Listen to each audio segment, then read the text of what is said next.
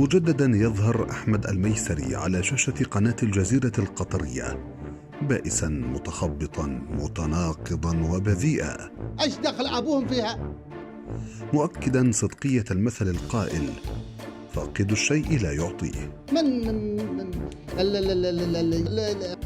على مدى حلقة كاملة من برنامج بلا حدود لم يقل الميسري عبارة مفيدة.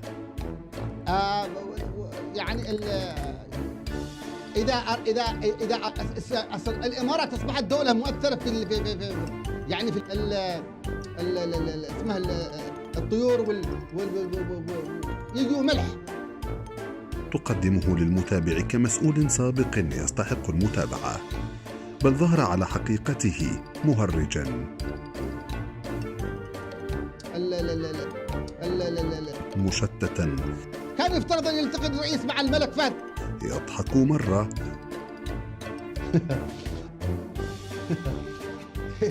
ويسعد مرات، يقول الشيء ويأتي بنقيضه، يتهم ويبرئ، يكذب وينفي كذبه. يعني الدعم ما هوش الذي نطمح فيه حقيقة، لكنه دعم فاعل ومؤثر. في حديثه لم يفت الميسري الإساءة لدولة الإمارات، فهي غاية هذا اللقاء ومقصده. الإماراتي ما فيش غيرهم، حيث ما تجد مؤامرة في اليمن الإماراتي حاضر. وهي الشغل الشاغل للوزير المخلوع الذي امتدحها سابقا وذهب إليها متسولا. نفخر بما يقدمه الهلال الأحمر الإماراتي، وطبعا الهلال السباق في العمل الإنساني والخيري والمجتمعي في كل بقاع العالم. وحين لم يجد مبتغاه تحول إلى خصم لدود، لا أشد بها ولم أشد بها، رافعا شعار السيادة التي يعرضها اليوم في أسواق النخاسة. تبين أن الذي محاصر هو الدولة الشرعية والجيش اليمني الشرعي والشعب اليمني الشرعي. في تناقض صريح هاجم الميسري قوات العمالقة والقوات المشتركة ووصفها بغير اليمنية، قائلا إن لجامها في أيدي قوى خارجية، وبعد دقائق قليلة عاد ليصف رجالها بالأبطال وألا قلق على الوطن بوجودهم. يا أخي الآن أثبت أن القوات التي في الساحل الغربي ليست قوات يمنية.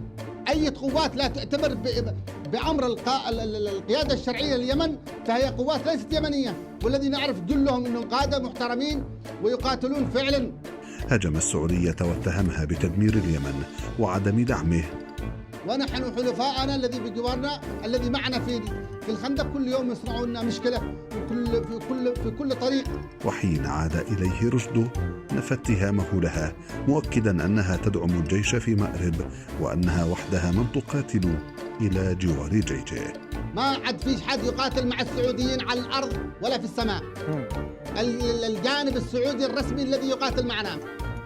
خلال أقل من عام حاولت قناة الجزيرة تلميع أحمد الميسري ومنحته الكثير من الوقت على برنامجها بلا حدود، لأمل أن تجد في حديثه مادة صالحة للاستخدام وللتوظيف السياسي في استهداف خصومها، لكن مسعاها خاب.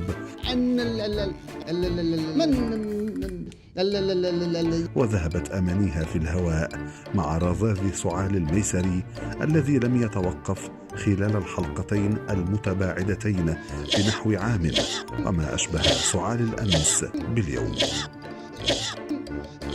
على خلاف ما رسمت له القناة وتمنته، لم يأتي الرجل الذي تجنبت القناة ذكر مكان إقامته بجديد أو مفيد، وكل ما أجاده هو تكرار ذاته بترديد ذات الألفاظ وذات الصراخ وذات الاتهامات والأكاذيب.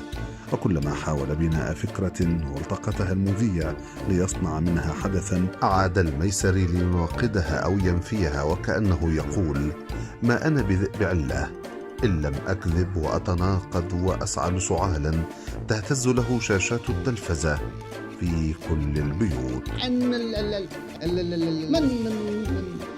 صقور الجنوب.